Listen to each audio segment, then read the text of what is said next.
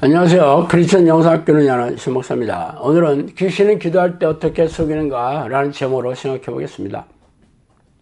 우리네 교회에서 실시하는 신앙행위인 예배의식, 찬양, 교회봉사 11조, 전도, 말씀 공부 중에서 귀신들이 가장 싫어하는 신앙행위는 무엇일까요? 정답은 어떤 것도 두려워하지 않는다는 거예요. 귀신들이 가장 무서워하는 것은 하나님밖에 없습니다. 그렇다면 하나님을 만나는 행위를 가장 싫어할 것이 분명하겠죠. 그렇다면 하나님을 만나는 영적 행위는 무엇입니까? 하나님은 영이시기 때문에 그 어떤 신앙 행위를 통해서 만나는 게 아니라 오직 기도와 말씀으로 만날 수 있겠습니다. 그래서 당신은 기도와 말씀으로 하나님과 깊고 친밀한 교제를 나누고 계세요? 대부분의 크리스천들이 규칙적으로 말씀을 읽고 깊은 기도를 하지 않지만 소수의 교인들은 나름대로 그렇게 하려고 애를 쓰고 있죠. 그러나 그런 이들 중에서도 성령과 함께하는 증거나 변화, 능력과 열매를 찾아보기 힘들어요. 그 이유는 악한 영들이 기도할 때 속여 하나님을 만나지 못하게 하고 있기 때문입니다. 그래서 오늘은 기도할 때 귀신들이 속이는 여러 행태에 대해 살펴보고 싶어요. 먼저 주세요 주세요 하는 기도이죠. 거머리에게는 두 딸이 있어 다오다오 하느니라. 잠언 3장 15절입니다. 악한 영들이 기도 행위를 두려워하지 않아요. 다만 하나님을 만나는 기도만을 무서워하죠. 그래서 기도하는 사람들에게 하나님을 만나지 않는 다른 기도를 하라고 권면하며 속이고 있습니다. 자꾸만 우리네 교회 기도 현장을 찾아가 보세요. 교회에서 정한 각종 기도 시간에는 교회가 원하는 기도문을 나누어주고 중보기도를 하라고 권면하고 있으며 새벽기도 시간에는 개인이 원하는 목록을 주구장창 외치는 시간이에요. 이들은 기도만 하면 하나님이 찾아와서 들어주신다고 착각하고 있죠. 하나님 응답해 주시는 기도는 하나님 뜻대로 하는 기도이며 응답이 신속하게 이루어지는 기도는 기도의 내용이 아니라 기도하는 사람이 의인인지 하는 것이죠. 하나님은 평소에 하나님의 뜻대로 사는 것에 무관심하다가 기도 자리에 앉으면 본인이 원하는 목록을 주구장창 외치는 사람들을 자녀라고 생각하지 않아요. 그래서 그런 기도를 수십 년간 해온 사람들이 아무런 영적 능력이 없이 무능하고 무기력하게 사는 이유입니다.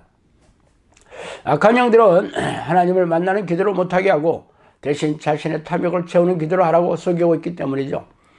자, 두 번째 방언기도입니다. 방언기도는 성령의 은사예요. 그래서 방언을 하는 사람들은 성령이 자신 안에 있다는 것을 믿어 의심치 않아요. 저도 평신도 시절에 방언은 물론 방언 창언도 방언 찬송도 유창하게 했었어요. 그러나 삶에서 하나님이 함께 하시는 증거도 능력도 열매도 없었습니다. 방언을 하고 있는 대부분의 크리스천들이 그래요. 그 이유는 그 방언이 귀신을 속여 넣어주는 방언이거나 자의적인 방언이기 때문입니다. 그러나 제 주장을 믿지 못하는 사람들이 허다하겠죠. 저는 귀신을 쫓아내면서 귀신이 내뱉는 방언을 수도 없이 들어보았어요. 그러므로 귀신의 역사를 경험하지 않은 사람들은 여기에 대해서 얘기하지 마세요. 제 사역은 귀신을 쫓아내면서 약한 영들과 피 터지게 싸우는 일입니다. 그래서 귀신들과 싸워보지 않은 사람들이 제 주장을 이해하려고도 하지 못하는 것입니다.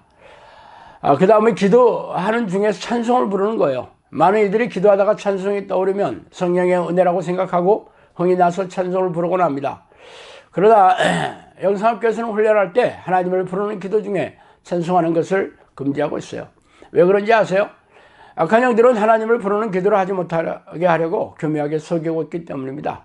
찬송을 하는 게 잘못된 것이 아니라 찬송을 하고 싶다면 기도가 끝나고 나서 얼마든지 하면 되잖아요. 그런데 굳이 왜 기도 시간에 찬송을 불러야 합니까?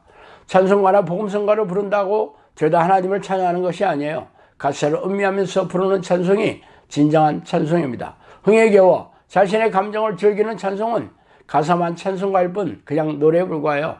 악한 영들은 하나님을 부르는 기도를 못하게 하기 위해 하나님이 주시는 은혜인 것처럼 속이는 데 탁월합니다. 그 다음으로 기도 중에 평안과 기쁨 혹은 눈물 등의 감정 현상입니다. 기도 중에 이런 감정을 경험하면 하나님의 은혜를 받았다고 좋아하는 이들이 비일비재하죠. 뭐 그럴 수도 있는 일이에요. 그러나 악한 영들이라고 이런 감정을 주지 못하는 줄 아세요? 그래서 날카롭게 분별을 해야 합니다.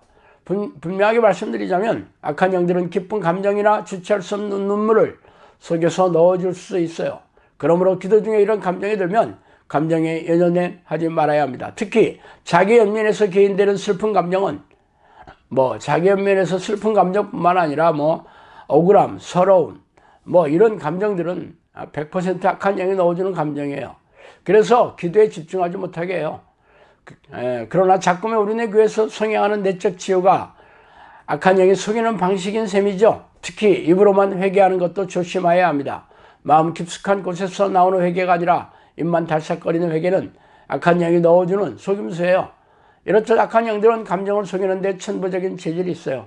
그렇다고 제가 평안이나 기쁜 감정이 죄다 악한 영이 준다고 말하는 것은 아닙니다.